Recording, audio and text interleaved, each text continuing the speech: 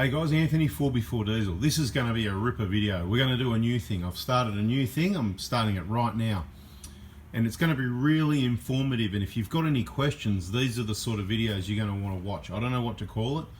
Maybe it's going to be called Monday Questions. Anyway, I'm not asking everyone to text me on Monday with all your questions because I'm flat out busy Monday taking all the orders, packing all the parts. And I'll tell you, right now it's a Monday and that's what I'm doing. But there is a few questions included. So if you're purchasing parts on a Monday and you've got a couple of questions that you ask, I'm going to answer them. So that's what this is. Right here, right now, the last question I got asked was, when the timing belt, so he's inquiring, he's going to buy a BFE kit he's purchased before, so he's in the VIP, and he's asked, timing belt, does it have to be done smack on 150k, or, you know, or does it matter? So my answer to that is, I've seen them last much longer.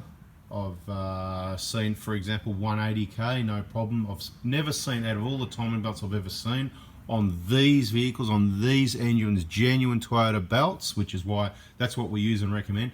I've never even seen one that looks deteriorated. Some belts you can turn them over inside out and you start seeing cracks along the edges at 60, 80,000 Ks, 100,000 Ks, aftermarket brands, other makes and models. Let's not even go there. We just like quality. We do it as prevention. 150 is a long time, but I'm quite confident. I'm not going to be the one to tell you everything will be okay and then it happens, because then you're going to say, oh, but you said. So I'm telling you, the schedule's 150. That's when it's meant to be done. But I've seen all the belts that come off in very good condition. I'm not concerned about that, but there's also the idler, the bearing there, that once again at 150k is usually okay, and even if you stretch it further, it's probably going to be okay. So I'm not saying you got to panic and do it right on 150. If it's not in your budget, or it's Christmas, or whatever the case may be, just sit tight and relax. Don't worry about it. When the timing belt light comes on your dash, it's like a use by date on food, right? Like, let's go for the milk again. The milk, used by the 25th of December, Merry Christmas, right? There you go, Merry Christmas. Used by the 20th. It's just a guide. If you take it in and out, and use it, and it's out in the heat and it gets left out 20 minutes, it might still last till the use by date, but it might be a bit less. If it's sealed in the fridge in a nice cold spot the whole time, I'll just about guarantee it's going to be good for probably even another week. But anyway, I can't guarantee that, so use all your food and your milk by the use by date. Look after it all like you look after your vehicle, and that's the answer to that question. Let's see what else we've got. So I'll put this video out today. It's Monday the 13th of December, and I'll just let you know it's probably too late by the time you get this message, because it'll probably be sometime in the afternoon after I've answered a few questions.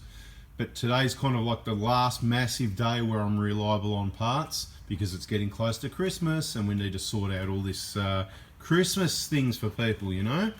So we're still going to be around at least one day a week doing parts, I think, I hope, no guarantees. It may not be Monday, but you can text me on Monday. I think we're okay on Monday the 20th, but I'm not sure. I haven't checked the weather yet. If it's 35 hot and sunny, I'll probably be somewhere in some water or something, you know, like we'll call it, we've finished up this week, you know, 13, 14, 15, 16, 17, you know, so this week it's kind of like technically finished, but we're going to be around. We're not going too far. We'll be local, in and out, around, about kind of thing. So we've still got all the parts. So hopefully that answers your question. At the moment, still Mondays from 8 a.m. Let's make it from 8:30 a.m., 9 a.m. I'm having a bit of a sleep in. Quick little bit of information. We've seen a few Hiluxes come in with aftermarket intercoolers. One of the brands is Forefront Industries. They're up in New South Wales. And a lot of people believe they are Australian made. No, they're not Australian made. They're made in China. People ask me, how do you know what? I spoke to the owner from Forefront Industries, and he confirmed they are made in China. You're not going to get a cooler anywhere around the $300 or $400 mark that's made in Australia. That's what I thought to myself. It's too good to be true. Finally got around to making contact and sussing that. I'm not saying whether they're any good or not. We've talked about what they are and what they're not in other videos. You know, we're not supporting them or picking on them or anything like that. We're just trying to get the facts out there for people so they understand. They're not Australian made.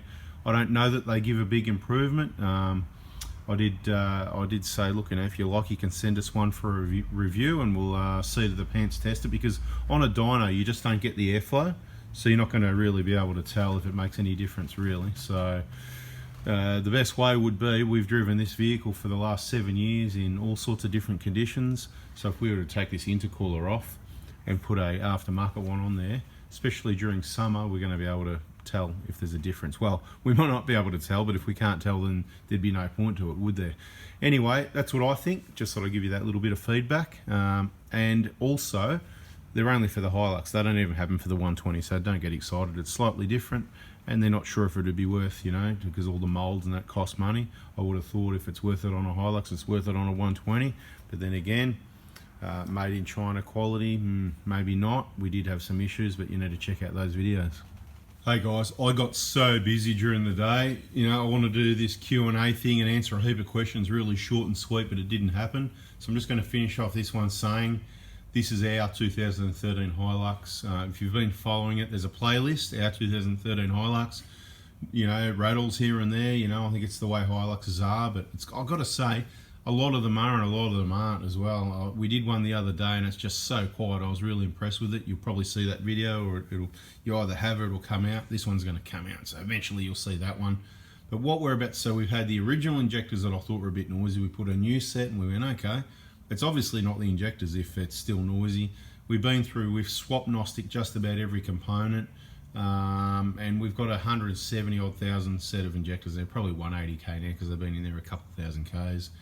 And it's definitely got more of a rattle when it's cold and a little bit more of a nasty rattle than with new injectors. So this is the thing, it's a delicate balance of knowing when to replace them, isn't it? Because you don't want to be replacing them when you don't need to. So again, that ballpark indication, 7 years, 170. So what we're going to do here, I was going to continue the R&D, but I really just don't like the sound of some of the rattles and whatever coming out of this engine with the injectors that are in it. But I'm going to take them out, cap them up really carefully. I'm going to put a set of the tie injectors in it because I had a set just recently. I mean, they all come up really well, but I was really impressed. So I'm going to put a set of those in this very soon. And then we'll just see how it goes. Hopefully it's quiet as a mouse like that last set. For some weird reason, the tie-built vehicle with tie-built injectors, everything works out. It may or may not work out that way, I don't know. So subscribe, turn the bell on so you don't miss that when I come back to you. And you know the deal, if you can, hit the like button if you got something out of this video.